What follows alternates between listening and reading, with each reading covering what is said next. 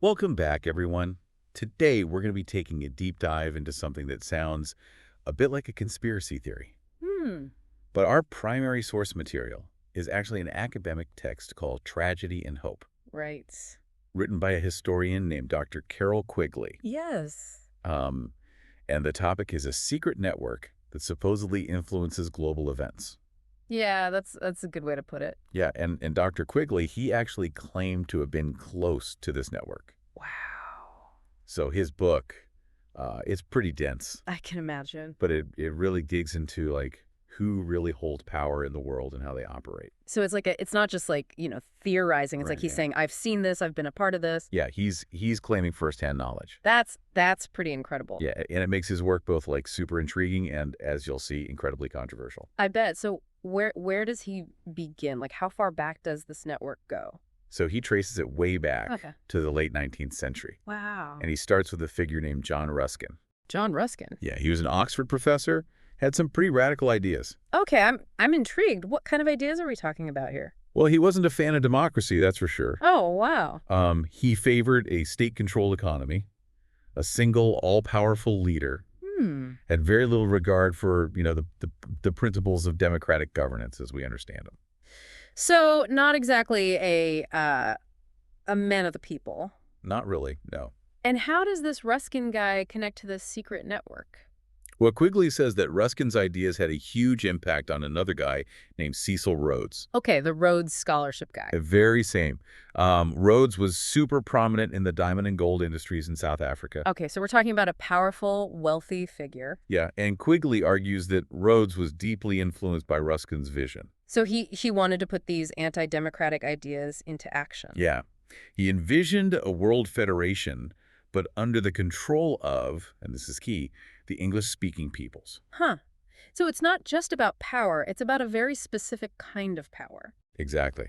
And his goal, as Quigley lays it out, was to expand the British Empire Oh. and then transform it into this global federation. Like a new Roman Empire, but British. Yeah, Yeah. and maybe, just maybe, eventually bring the United States into the fold. The scale of that ambition is just mind-blowing. It really is.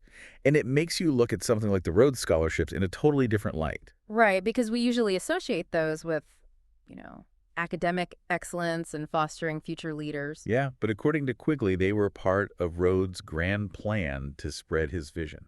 So these scholarships weren't just about education, they were about cultivating a certain worldview.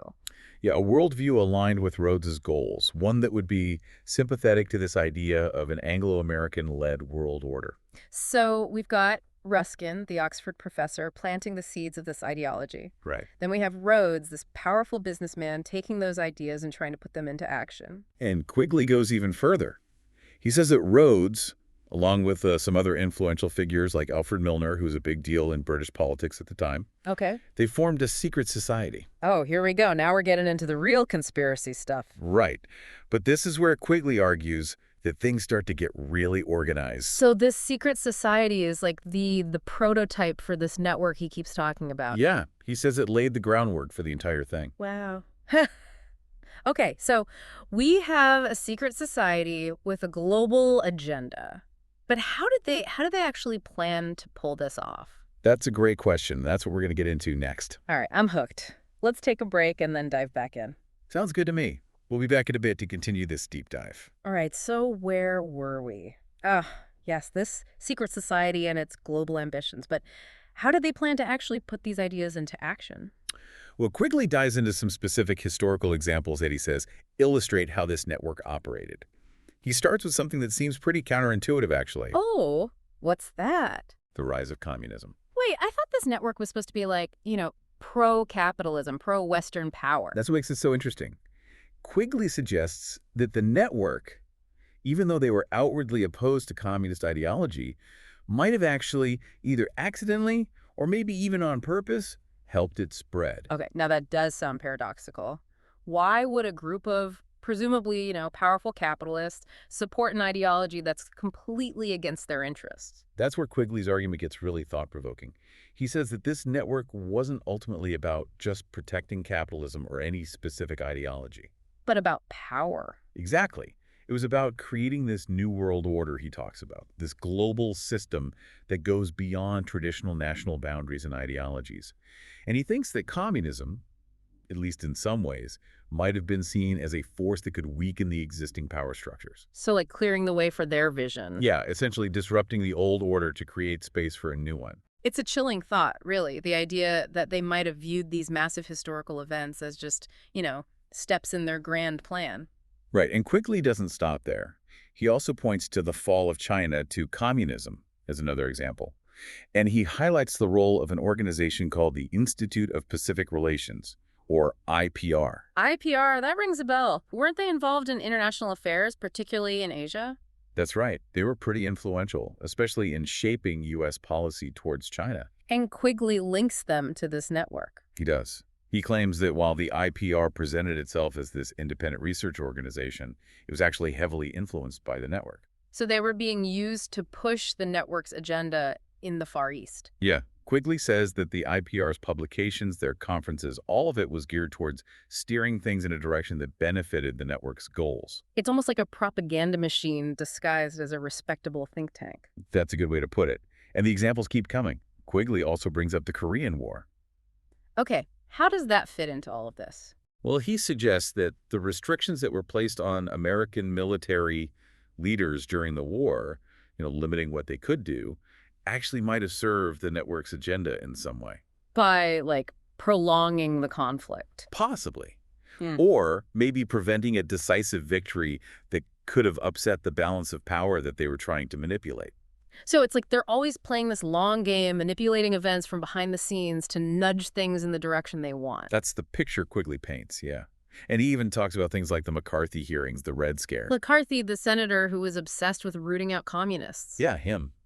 Quigley suggests that the whole anti-communist fervor of that era might have actually benefited the network in a roundabout way. How so? Well, by creating this atmosphere of fear and suspicion, it made it easier for them to operate in the shadows, to discredit their opponents, and to consolidate their power. Wow, it's like no matter what's happening on the surface, they always seem to find a way to turn it to their advantage. That's Quigley's argument, yeah. And if he's right, it raises some pretty unsettling questions about how much control this network really has. For sure. But if they're pulling the strings on such a global scale, there must be some kind of, central command, some way they coordinate all of this. Well, Quigley does point to certain organizations that he believes act as hubs for this network, places where the global elite gather to strategize and coordinate their efforts. And one of the most well-known and controversial is the Bilderberg Group. Oh, the Bilderberg Group. I've heard about them. Lots of conspiracy theories swirling around that one. Yeah, for good reason. It's this super secretive annual gathering of some of the most powerful people in the world, politicians, CEOs, media moguls, and everything about it is shrouded in secrecy. No official records, no press releases, nothing. It sounds like the perfect breeding ground for conspiracy theories. Exactly. But Quigley argues that this secrecy is precisely what makes the Bilderberg Group so powerful. They can operate behind closed doors, away from public scrutiny, and potentially exert significant influence on global policy. It's like a shadow government meeting in the dark to decide the fate of the world. And there's another group that Quigley mentions, the Pugwash Conferences. Pugwash? What were they about? They were a series of international conferences focused on nuclear disarmament, bringing together scientists and policymakers from both sides of the Iron Curtain. So a more peace-oriented gathering. On the surface, yes. But Quigley suggests that they might have also served as a platform for the network to influence international relations, particularly between the U.S. and the Soviet Union. It's like Quigley saying that even efforts to prevent nuclear war could be co-opted and manipulated by this network. Yeah, it's a pretty cynical view, but it's consistent with his overall argument that this network is constantly working to advance its own agenda, regardless of the issue or the context. So it's not just about communism or capitalism or war or peace. It's about them, this network, always staying one step ahead, manipulating events to their advantage. That's the essence of Quigley's analysis. Mm-hmm. And it leads to a question that I think is at the heart of his work, a question that's both unsettling and incredibly important. Who or what does this network see as its biggest obstacle? It's a pretty bleak picture, isn't it? I mean, if we buy into Quigley's analysis, we're basically living in a world where this shadowy network is calling the shots. Yeah, it can feel kind of overwhelming, right? Like, what's the point of even trying to resist if they're this powerful and entrenched? Right, exactly. So I guess the big question is there any hope? Like, can we actually do anything to push back against this network? Or are we all just pawns in their game? Well, Quigley doesn't really give us a step-by-step guide to, taking down the network. Yeah. But I do think there are some valuable takeaways from his work, especially when it comes to understanding the nature of power. Okay, so where do we even start? Like, Right. what are the tools we can use to resist in a world that, according to Quigley, is basically run by these guys?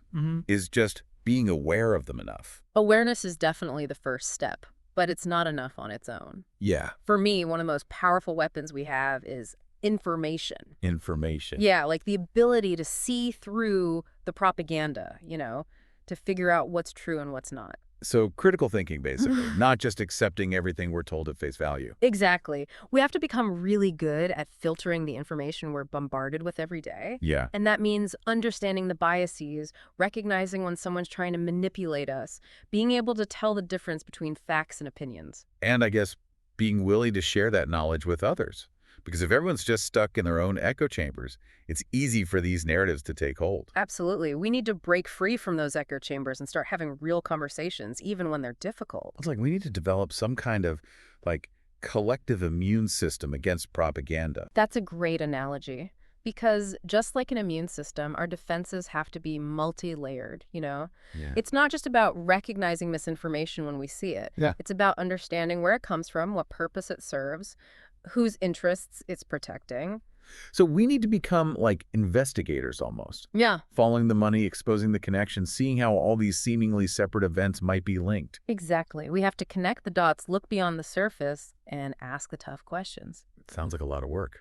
It is. But it's also incredibly empowering, don't you think? Because it means we're not just passive consumers of whatever information's thrown at us. Right. We have the power to analyze it, critique it, and even reject it if it doesn't align with our values or our understanding of the truth. I like that. So even though Quigley paints this pretty dark picture, he's also giving us a way to fight back, right? Yeah, I think so. Because even if these networks are as powerful as he says, power is never absolute. There are always cracks, always vulnerabilities, always opportunities to challenge the status quo.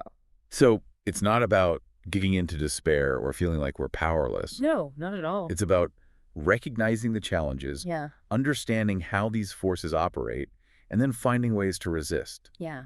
It's about reclaiming our agency, our ability to think for ourselves, to make informed choices, and to shape the world we want to live in. And maybe even build our own networks, right? Networks that are based on transparency, on shared knowledge, on a genuine desire to make the world a better place. That's a great idea. A counter network, if Yeah. you will. A counter network that can push back against the forces of manipulation and control. And that kind of network can only be built if we all do our part, by educating ourselves, engaging in critical thinking, and challenging those narratives that keep us divided and disempowered. Well said.